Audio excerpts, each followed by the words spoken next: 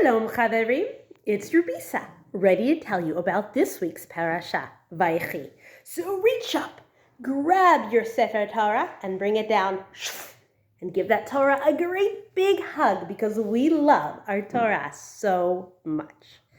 Okay, Vaychi. We have learned for so many weeks about Yaakov and his life and his family and all of his sons, all 12 of them, and then Yosef and what happens to Yosef. But now it's sad because we're coming to the end of Yaakov's life, and that's always a hard thing to know. So before Yaakov's life ends, he wants to make sure that he gives everyone around him a berachot. Now, sometimes when we think about berachot, we think about the words we say before we eat a food, or before we do a mitzvah in general, right? We take the food. Before we eat it, we make a berachah, thanking Hashem for making that food. And that berachah connects us to the food and us to Hashem. And we thank Hashem, and that way all of us are connected to the food, and we're lifting up that food and showing that we know that food is special. So when Yaakov is getting ready to give a bracha to everybody around him, do you think he's going to eat them? No, of course not. The bracha is a way of connecting Hashem and the person, the two people together, and Hashem, so that everybody is connected, and that beracha is wishing well for the people to each other and to Hashem, right? I hope that makes sense to you. And you can give a beracha to anybody you want, whenever you want. But you also might remember Yaakov and berachot when it did not go very well. Remember that pot of soup that Yaakov traded the special beracha and got the special beracha instead of Esav from his Abba, and how very, very angry Esav was because he wanted that beracha so much, and how much those brothers fought. And then Yaakov's children, as you know, Yosef and his brothers fought.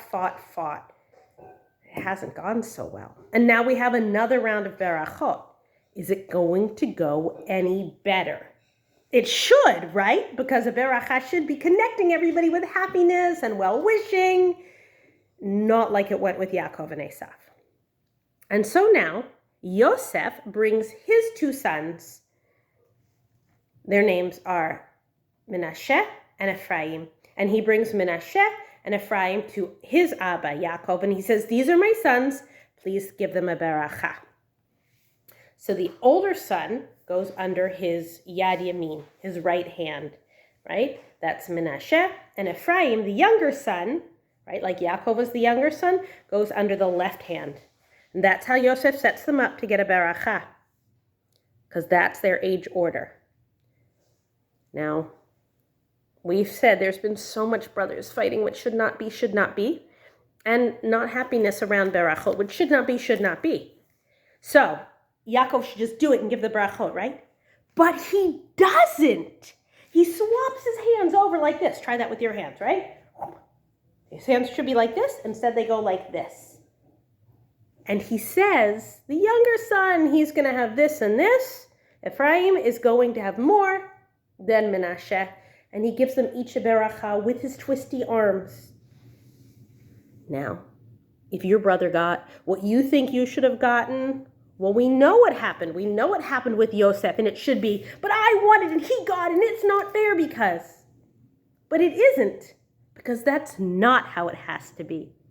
And Ephraim is happy for Menashe, and Menashe is happy for Ephraim. And the two brothers, they're happy for each other. They're not jealous anymore. They're not fighting anymore.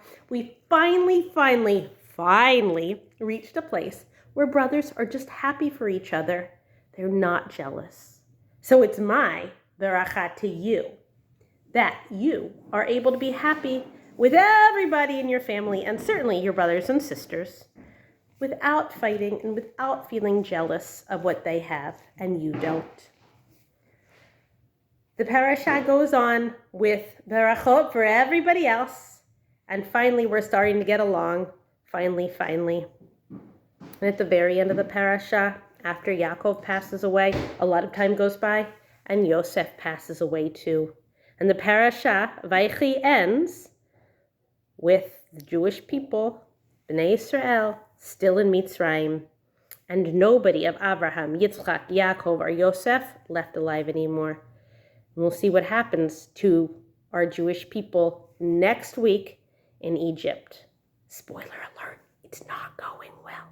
But this week, we're still going to end it without jealousy and with lots of love. And maybe in your home, your parents give you a berachot before Shabbat. And I hope they do, with love and caring about you. And it's not about your siblings. It's just about how special you are to your parents.